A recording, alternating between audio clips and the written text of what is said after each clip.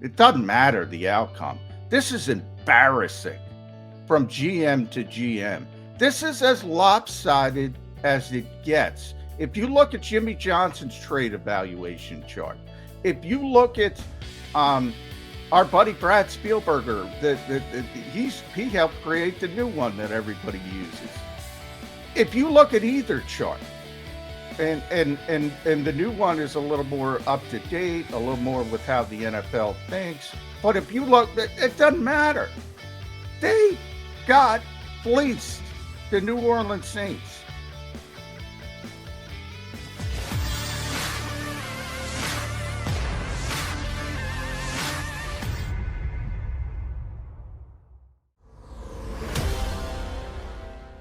How are you this morning? We've got a bit of a special edition here on Birds 365, and no, I'm not referring to the trade the Eagles made yesterday. Oh, we're going to talk plenty about that, but each and every single day I write at the top of my show sheet how many shows we have done here on Birds 365. Today would be show number 246. How many days we've got counting down to the first game of next season, assuming the Eagles are scheduled on the Sunday, first Sunday of the year. They're not going to be playing on the Thursday night. Sorry, that's reserved for those who went deep in the playoffs this past year. Eagles made the playoffs, just didn't go very deep. So 159 days to the first Sunday of the year. How many days to the NFL draft? That would be 23. And we'll go in depth on that coming up in less than 20 minutes because Rick Saratella from NFL Draft Bible is going to join us. But there's an additional date. That would be 1 year. As in how long we've logged here on Birds 365. Today is the anniversary show for Birds 365. So I say to my partner, John McMullen, happy anniversary there, buddy. Yeah, what's 1 year? I should know this. I never know obviously you have gold and silver anniversary. Everybody knows them, but every year it's something. And, Oh, you're talking gift getting? Yes, gift getting. What's your 1 year anniversary? Yeah. I got no bloody idea. I got no bloody idea. I'm 29 years removed from my first anniversary. And so. So am I. I'm not that much, but I'm a long time. And every year there's some kind of it, and it's bad that I don't know that. I have to look that up. And as a matter of fact, for those who don't understand, I'm not actually in front of the Ocean Casino and Resort. I am in my home studio, so I have to sort of whisper. I don't remember the anniversary. I'm downstairs in my basement, so I don't have to whisper the fact that I don't remember. The wife's still asleep, so I can talk as loud as I want. Let's just go with it's cash. Maybe Joe Krause is listening. So cash is the mark of the first year anniversary. Yeah. But J Mac and I have been doing this for you guys for a year. It has been our pleasure. It's certainly been my pleasure working with Johnny Mac. And we thank all of those of you who stream in, if not on a daily basis, a regular basis. And if you do, Johnny Mac, what do we ask them to do? Like, share, subscribe. You can do that for us. There you go. There's your anniversary gift. That's the 1 year anniversary gift on YouTube is liking, sharing, and subscribing.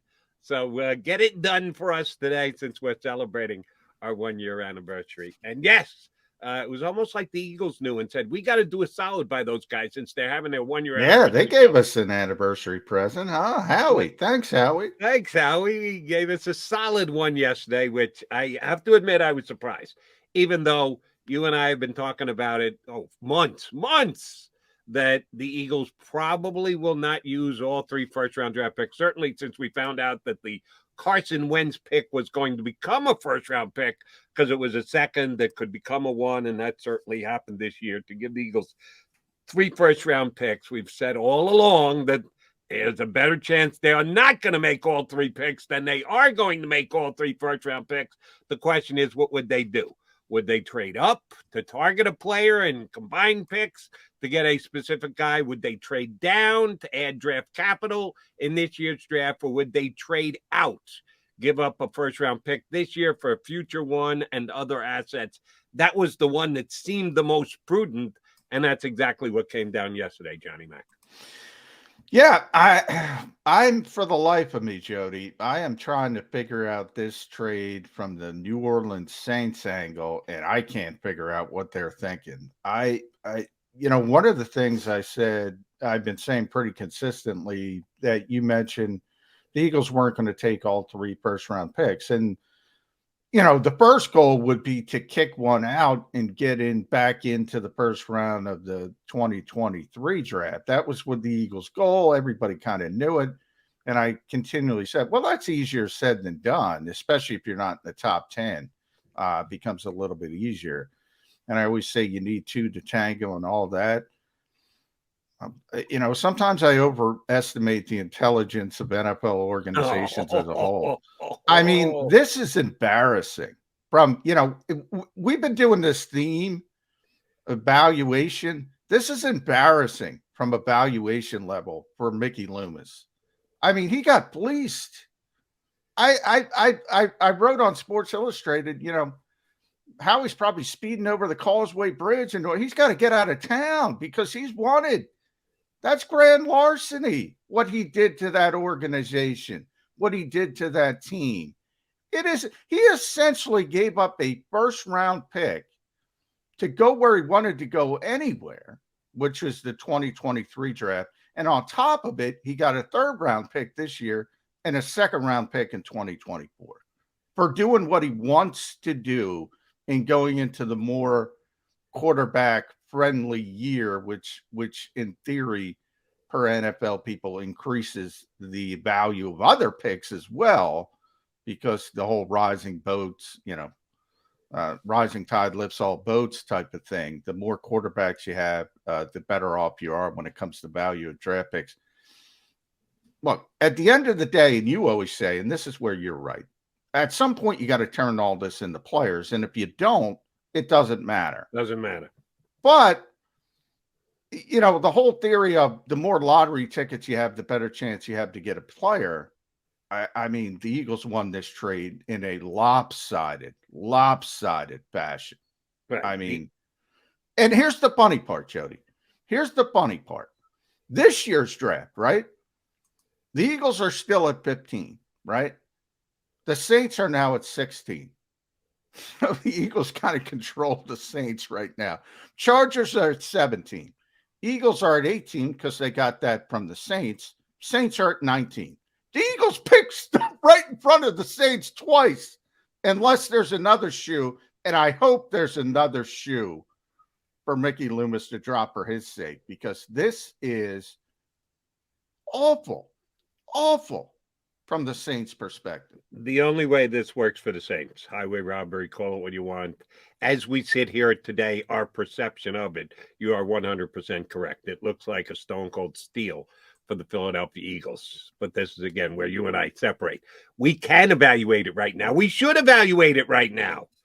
We're going to evaluate it again a year from now, 2 years from now, 5 years from now, 10 years from now.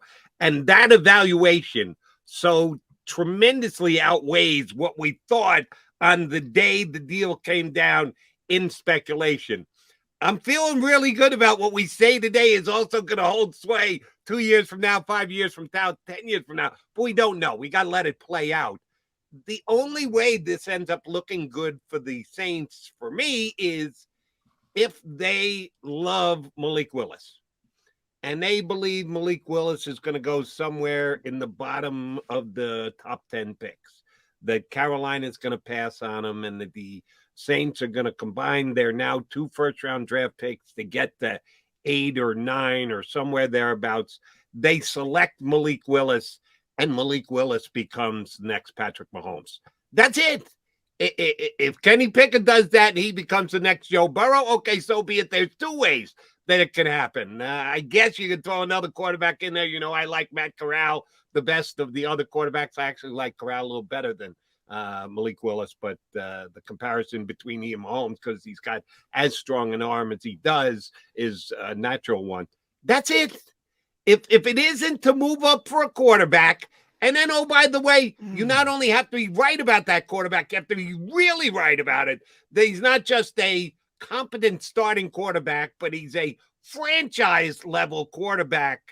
Otherwise, there's no way this trade works for the Saints. And I won't even hold it against Howie Roseman if he botches every single pick, because he's got all of those picks. And your analogy of, hey, you got to have lottery tickets if you're going to hit the lottery. The more of them you got, the better chance you have to win. Howie Roseman yesterday certainly bought himself a lot of lottery action. Yeah, I mean, and there's the, Tom Brady's probably the best example of this. Look, if you find the superstar quarterback, I mean, everything's okay. It erases all mistakes. It erases all mistakes. But I'm not going to go back and play revisionist history and said, oh, the Patriots knew what they were doing at 199. No, they got lucky. They got lucky. And that's when we talk about when Jeffrey Lurie goes up there and talks, once or twice a year, and he tells fans that don't like Howie Roseman about the process, and I have to evaluate the process more than I have to evaluate the outcome. And I hate using that term, as you know, in this city, even though it's a different process, but you get my point. This is what he's talking about. This is what he's talking about. Putting yourself, that's the job of a GM, putting your organization in a better position to potentially take advantage of that situation. Now, ultimately, as I said, you're 150% right, even though that number doesn't exist. This is about getting players at the end of the day, and you eventually have to turn this into players that can help your team. So if the Saints find the superstar quarterback, it erases all mistakes. But the mistake was there, Jody. They made a mistake. It doesn't matter the outcome. This is embarrassing from GM to GM. This is as lopsided as it gets. If you look at Jimmy Johnson's trade evaluation chart, if you look at our buddy Brad Spielberger, he helped create the new one that everybody uses. If you look at either chart, and the new one is a little more up to date, a little more with how the NFL thinks. But if you look, it doesn't matter. They got fleeced, the New Orleans Saints. So from a GM to GM perspective about trying to put your team in a better position, you better be right about that player, whether it's Malik Willis or Kenny Pickett. And if it's not a quarterback, it's even more embarrassing. Yes. You don't do this for a positional player. So good luck, Mickey. Good luck. Godspeed to you. But you got trucked, and that's not going to change. It'll change in the narrative.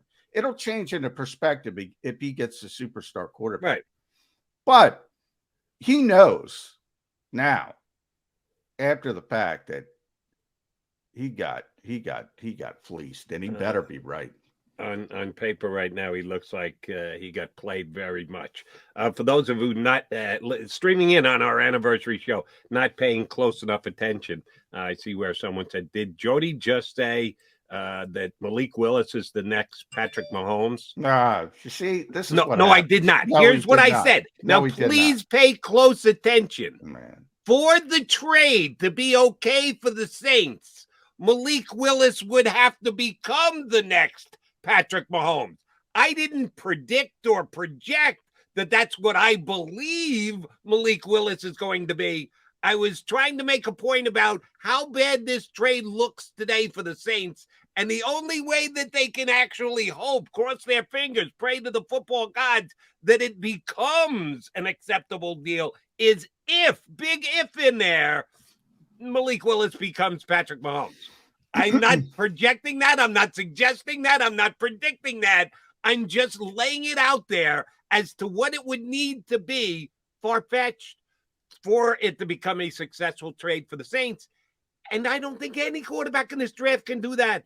None. Yeah. Zero. Zip. Jody, you've only been doing Birds 365 for 1 year, but you've been doing this for over 30 years. So people hear what they want to hear. So you just said Malik Willis is going to be the next Patrick Mahomes.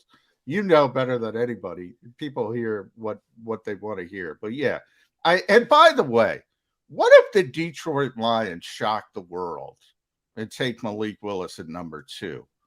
And then you got Kenny Pickett going probably top 10, whether it's Carolina, Atlanta, whatever. You know, but you don't hold. This is sort of like the Eagles going back to the Carson Wentz year. They had to jump twice. If you want a quarterback, you got to jump twice, which you kind of pointed out. But, the Lions could still derail all your plans. This is a very strange year to do what it looks like New Orleans is attempting to do. Not only because of the quarterback class, but because of where they started, where they still are. I mean, it's very unlikely at this point, unless there's another shoe, that they're even going to get Malik Willis or Kenny Pickett. So, as I said, good luck with the next part, Mickey. Yeah, the Saints still have mucho work ahead of them to somehow validate this trade that both John and I agree that it's not very likely. Here's the other key part. And Rick Saratella of NFL Draft Bible, we booked them before this, and now we can have fun with them, slotting in the changed Eagle picks because they're down one and they also got pushed up one spot from going to 19 to 18. So we'll no, they kept the 15th spot. They gave up 16. That's another thing. Yeah.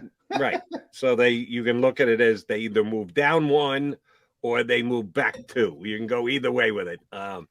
Here's what I want to see what Ricky has to say. And we'll ask him to lay out his top 14 picks in the draft, which is pure speculation 3 weeks out, but for the sake of conversational purposes. The Eagles' first pick is at 15. They will be able to fill a positional need. What positional need will that be? And then they've got another one at 19, which you got to wait a couple more picks to come off the board. But they went from being able to fill 3 positional needs to now only 2 positional needs because they did trade one of their first-round picks.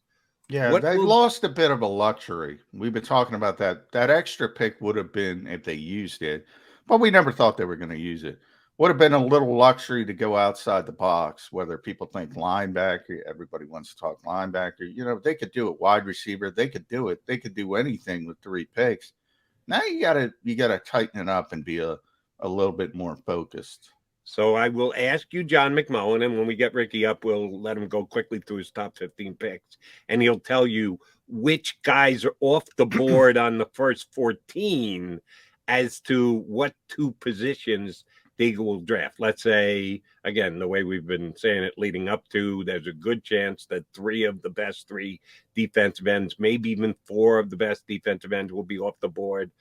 There'll definitely be 1 corner, Sauce Gardner off the board, probably 2. Stingley ahead of time is the 3rd best corner the way that they go. If Kyle Hamilton somehow miraculously slips down to number 15, I think that's a damn easy pick, but that's probably not happening. And there is, for me, no other safety that deserves to go there. Would they go defensive tackle? Because there's a chance it's going to be a real nice defensive tackle there, but you've got Hargrave, you've got Fletcher, you've got Williams. That's really not a need. Before we get Ricky up and before you even know what his picks are going to be, and then you are allowed to change your selections after Ricky runs it down and tells us exactly. See, Saratella is so good. He's going to crystal ball it for us and tell us what players are all gone with the first 14 picks of the draft. What 2 positions do you think the Eagles are going to hit on at 15 and 19, JM? Yeah, I'm going to create some controversy because I've shifted a little bit, and I am shifting toward wide receiver and defensive tackle, as I mentioned. When you say, I've said that before. Look, I got ripped by you, and not only you, about putting Travis Jones in the first round. And I want to hear Rick, because all of a sudden Jeremiah's got him in the first round, McShay's got him in the first round. I forget there was a Brugler's got him in the first round. All of a sudden, here he comes. And they need a specific kind of defensive tackle. They don't need the 3 technique. They don't need the Fletcher Cox, the Javon Hargrave, the Belton Williams. They need the 1 technique, the 0 technique. And that's 2 guys. Jordan Davis, who's not going to be there. Travis Jones, who all of a sudden is getting pumped up the board a little bit. Those are the 2 positions I'm looking at right now. Wide receiver. but the more controversial part is they're not picking a wide receiver to help Jalen Hurts. Well, And you know, if everybody wants to check out Jimmy Kempski's latest mock draft, I laughed out loud. His Eagles only mock, he put it out. Our buddy from Philly Boys, he picked Garrett Wilson at 15. Now, I don't think Garrett Wilson is going to be there at 15, but he picked a wide receiver at 15. Now, the picture on the story isn't Garrett Wilson; it's C.J. Stroud. Yeah, and the caption is question mark C.J. Stroud to Garrett Wilson. So great. I think Jimmy's on the right path, is what I'm trying to say. may very well be. Here's the other potential controversial Mr. Defensive Tackle's actually going there. When the Eagles signed Derek Barnett, and I said I was not a fan of the signing because then it gives them the possibility of saying, defensive end, first round. No, we got Derek back. We're okay. We can wait till the second or the third round to take a defensive end. If they're now down to 2 picks and one of them is not defensive end, you're going to see a lot of Derek Barnett back out there again next year, which I didn't want to see. And I know you said, I know the percentage I want to see him on the field, and it needs to be a minimal one. He needs to be a situational substitution type guy, not a above 50% type guy. If they don't take a D end in the first 2 picks that they have, get ready for more Derek Barnett jumping off sides, Johnny Mac. Well, number one, I think the plan is still, even without a first round edge rusher, the plan is for him to play less. The plan is for him to be a more situational player. That's number one. Number two, we had this discussion before. I don't think that's a linear path. Like, I still think there is a good chance one of those top 5 edge rushers will not be there at 15. I think Walker's going 2, and I got ripped for that, and all of a sudden he's going number 2. I think that there's a good chance. I think Hutchinson's going number 1. I think Thibodeau's top 10. I think Johnson has a chance to go in the top 10 now. And then that leaves Karlaftis. Is he going to be there at 15? Maybe, but maybe not. And then the last thing you want to do you want to reach for the kid from Minnesota, Boye Mafe? I think that would be a reach at that point. So a lot of that depends on how the board falls. Correct. And it would be good for the Eagles if quarterbacks go, because obviously if there's 2 quarterbacks in the top 10, that's going to push probably one of the edge rushers down. But it's no guarantee one of those guys is going to be there. That's true. We're going to have to wait to draft night to know exactly how many are on the board when they come up at 15. All right, Mac and Mac, guys, our 1-year anniversary show here on the JAKIB Media YouTube channel. We appreciate you streaming in. Like, share, and subscribe. Coming back, we're hoping to have Rick Saratella of the NFL Draft Bible jump aboard with us here on Birds 365.